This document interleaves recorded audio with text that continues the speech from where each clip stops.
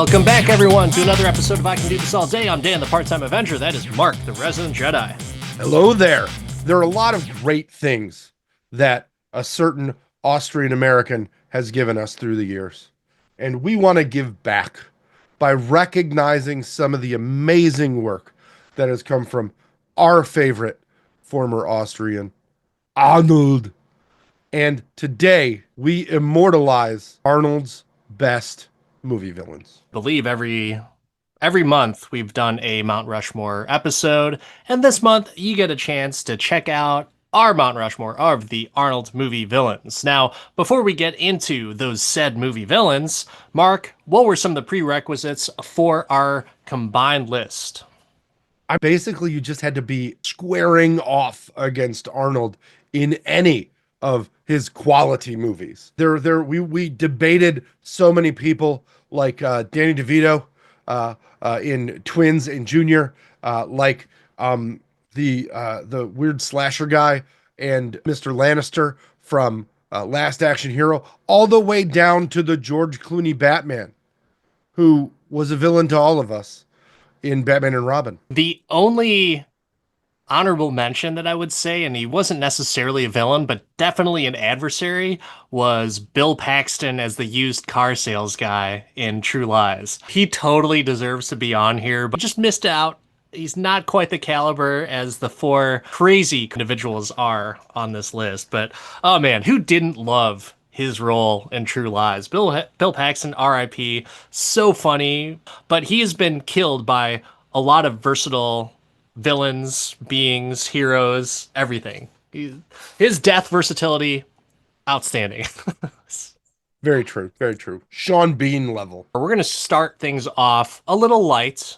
And so why not start off with a little bit of comedy? The mother-son duo. Now, it's really more so the son that's going to be on this Mount Rushmore, but we'll just say for the picture's sake that it's mom and son on this. But who can forget just the absolute piece of shit trash parent that Cullen Crisp was in Kindergarten Cop, and his mother, Eleanor. God, I love the movie, hated them for sure. He should get killed by Arnold just for the haircut. But in general, who is your daddy and what does he do? I don't want my kid to have to lie about it and say that he went away and that we put tinfoil on the electric things to keep the bad men away. As parents, I think both of us are just like, man, you're just terrible. I'm going to play devil's advocate here, though. Is he that terrible? Or was it Joyce's fault that she took Dominic, his son, always wanted to name him Dominic, and left? I mean, the mom is doing what's right for the kid. I really blame his mom. If anything, it's Eleanor's fault. Okay. It's fair Eleanor's enough. fault. Tell me a little bit more about it. Let's go down that rabbit hole. Why? I mean, she basically created the action villain version of Psycho. I mean, it's always those overbearing mothers that make those killers. Yeah, yeah. And gosh, the things that make him a good villain is he just doesn't give a fuck. He's going into a school in broad daylight, and he's like, you know what? Today seems like a good day for abduction. I'm going to do that. I mean, Where's first that the school? shopping mall. First the shopping mall, Yeah, where commerce is being conducted, and then the school. Neither one of these places are places where people should bring firearms and bad intentions. Yeah, yeah. And the mom, yeah, what a piece of shit the mom was, for sure. Running over Phoebe with a car, and then shooting John Kimball multiple times. Almost killed the Terminator, man. How Almost, awful. but the How ferret saved his life. Yeah, they're ridiculous. Oh, wait, no. So the ferret saved his life when Chris was shooting at him, but it was Phoebe that hit her with a fucking baseball bat, which I'm pretty sure there's some rules for police brutality on that, but I'll allow it. It's fine. I mean, let's be honest. Pamela Reed in general is pretty solid in some of the things we got her. She's double duty on the Arnold movies, right? Kindergarten Cop and Junior. But yeah, no, I like her in this. She's also great in Parks and Rec as Marlene Nope, Leslie Nope's mom. Um, Hmm. yeah, big fan. Shout out, friend of the podcast, Pamela Reed. And so that is our first entry in this Mount Rushmore, but let's go into the second one. We're going to change up the tone just a little bit, but this is one ugly motherfucker. We're talking about the Predator from Predator. I don't know what's better, the name of the character that Arnold plays, or the all the different ways of killing. Much to the amazing habit of '80s action movies, we does Dutch have a last name? Or is it just Dutch? Schaefer, Dutch Schaefer. Oh, how do you know these things? Because I'm a goddamn fucking podcaster, that's why. And I love I'm a movies.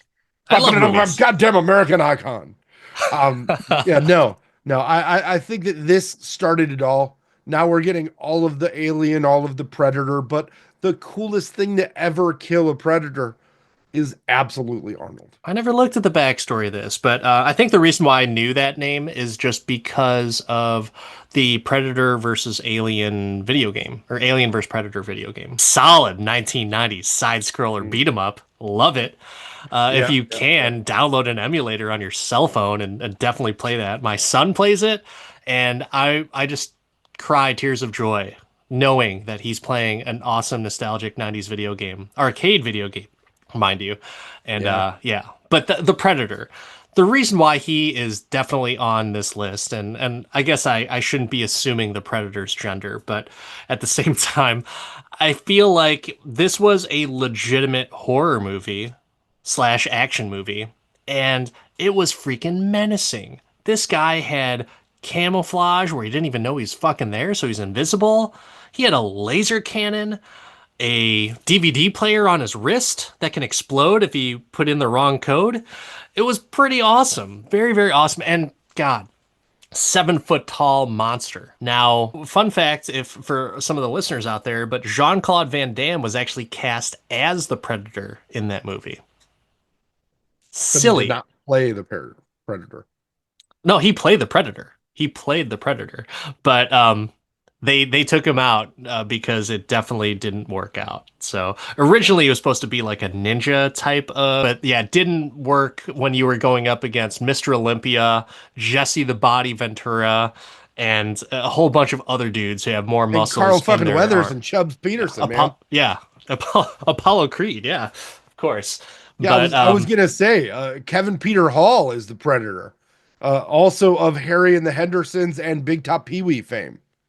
yeah, The bookends on Kevin Peter Hall's career are hilarious. Harry and the Hendersons, Predator, Big Top Pee Wee. and he retired after that. He was just like whatever. He did But Predator too.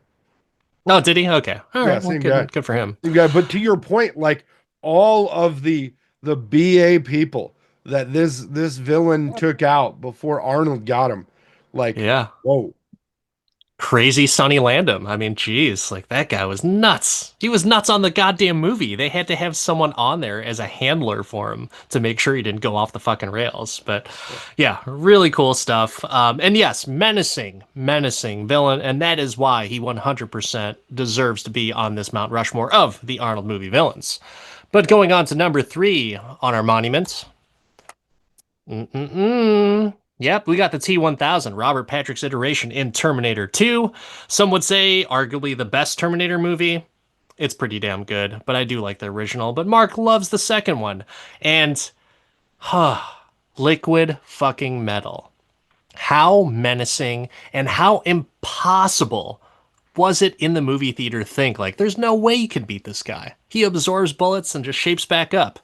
That's why he deserves to be on here. I Fantastic. mean, he runs better than Tom Cruise. Let's be honest. And you're worried when he's running. He's just there. He can do the perfect imitation of your stepmom and then fucking kill her through a milk carton. Yeah, yeah.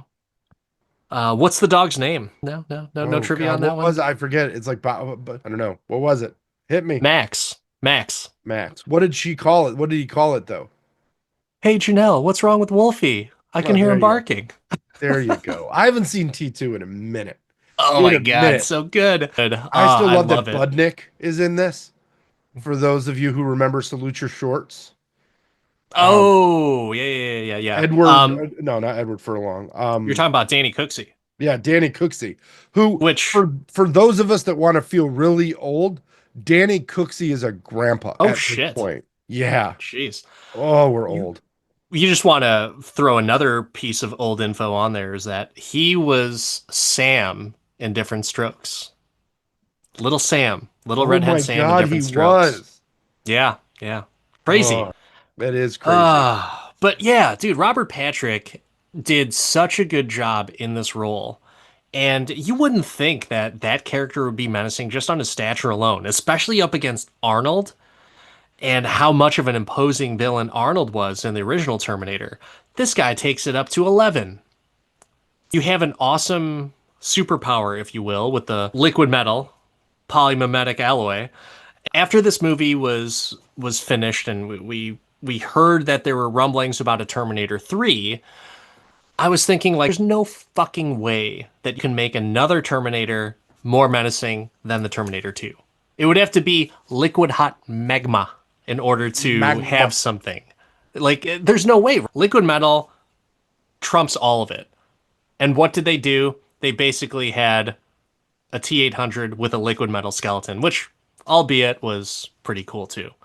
But Yeah, but yeah, none of the other Terminator movies did the adversary feel as menacing as this one. no, no. Besides the first one, that was legit. But yeah, the second one, good God, man.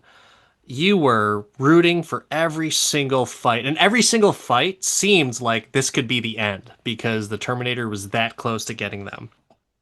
Anything else? Appreciation for Mr. Robert I Patrick. mean, Robert Patrick was so impactful in this movie that they brought him into Wayne's World just to do the same thing because he was such a goddamn cultural icon. That, and they brought him back for Peacemaker, just to play a big redneck piece of racist shit. I mean, that was not where I was going. I was going with homage to T-1000, but you do you, Yeah. baby.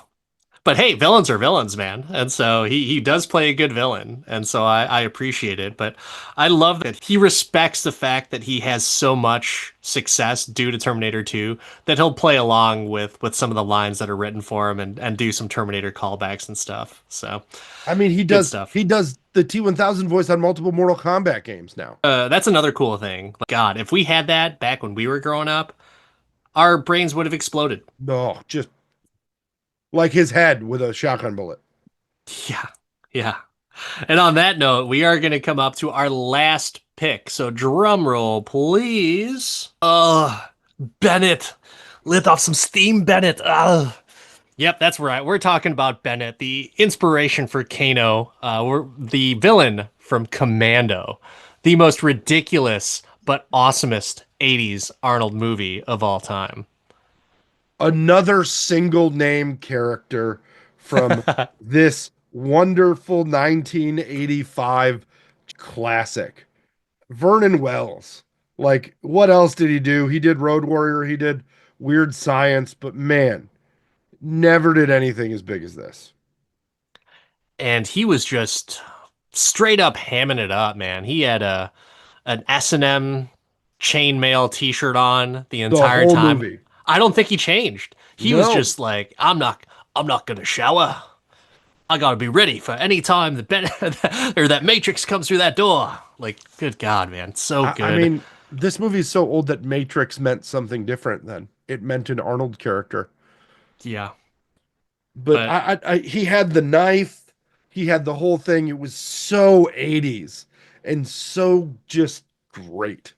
He had just as many good lines and like one-liners as Arnold in this movie. And that was probably because Arnold had not fully formed his ability to deliver the lines as well. But it was just great to see a swaggery Australian guy just ready to kill Arnold. I really don't think that there's any other Arnold movie that has a memorable villain as him.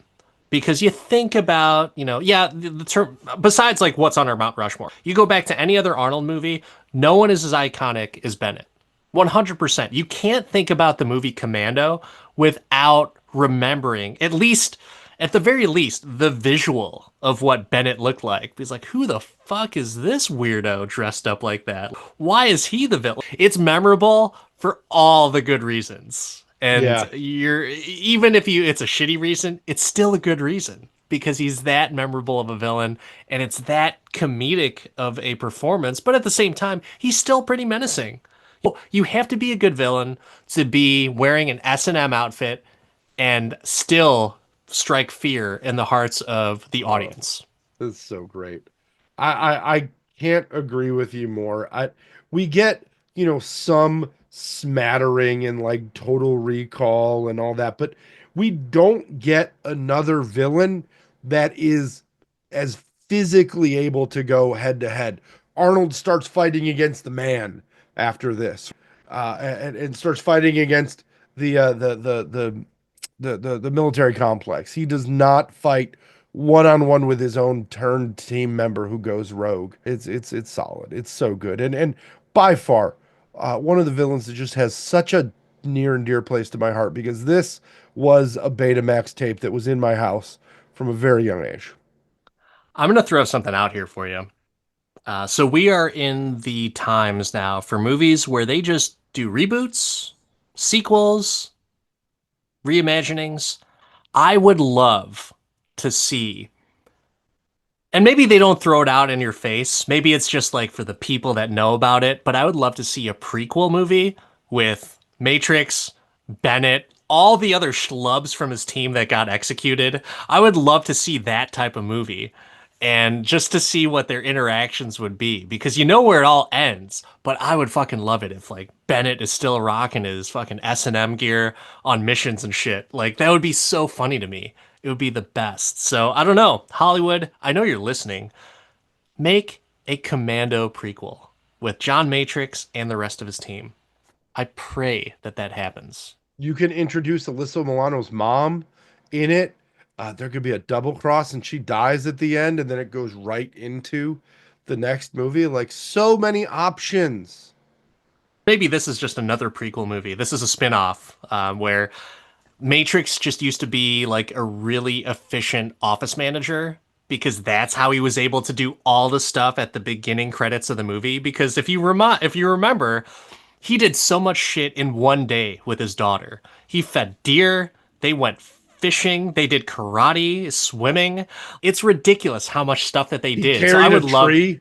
yeah, carried a log, cut down a log and just carried it, just fucking barehanded. It's so funny. So yeah, I could just picture John Matrix being a very efficient office manager and like, hey Matrix, you ever thought about going to the military? Like, well, no, sir, I never really thought about it. I'm not that much of a tough guy. And and then he just goes off into it. It's like, perfect. There you go. Sign me up. I think I'm we had good. that movie. That was a The Rock and Kevin Hart movie where The Rock was the fat kid at the beginning. Is that Central Intelligence? Is that what that Yes, it was? is. So funny. I still like that movie. I we just watched that recently, like a couple months ago as a family. It's too bad that everyone just shits on The Rock now I don't know why. I don't get it. because he's trying to be like this big Hollywood mogul. People shit on him. I think it's unfair. He's pretty successful. So let me It is. let's keep going on this Commando track. Yeah. Cast Commando for me. Oh God. All Pre-Mando. right. John Cena as Bennett. Just You have him need put you a need you need an Aussie here, man. okay, Chris Hemsworth as Bennett, John I'll take Cena it. as Matrix. John Cena's too old. John It Cena's doesn't older than Arnold was when he was in this movie. fine. Patrick Schwarzenegger as I was Matrix. thinking that. But is he good? Dude, Patrick Schwarzenegger is a legit actor.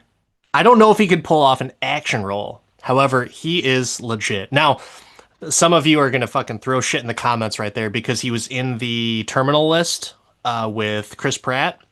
So he has done action, but at the same time, I would just love to see him. There's talks about him being Cyclops in the MCU, which, good God, after watching the White Lotus season with him in it, put him in everything, man. Put him as fucking Cyclops, as Wolverine. I don't give a fuck. Just put more Patrick Schwarzenegger in the movie. What about Bill Duke? Who plays Cook? Ooh. I mean, it's got to be CeeLo Green, right? Am I?